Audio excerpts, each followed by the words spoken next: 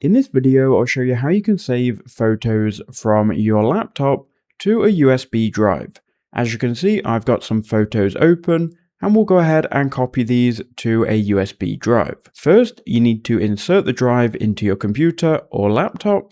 Once you've done that, you may get a pop-up asking you what you want to do with that drive. If you don't know, you can go ahead and open up your File Explorer. And once you've opened up File Explorer, if you go to this PC, you will then see your local drive, and you will also see your USB drive that you just plugged in. Now, if you don't see it here, it probably means that your USB drive is broken or your computer doesn't recognize it. In that case, I would try another USB port, or I would refresh the page and see if you can get it to work. You should be able to see it though pop up very clearly. You can go ahead and click into this USB drive here.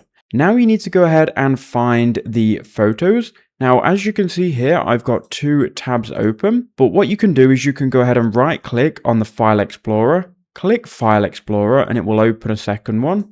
From here, it will be very easy to find your photos. So mine are in Pictures, Photos.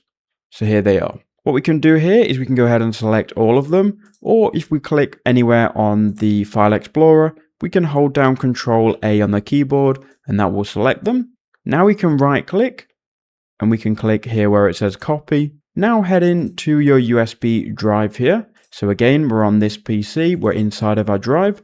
We can then right click and then click paste.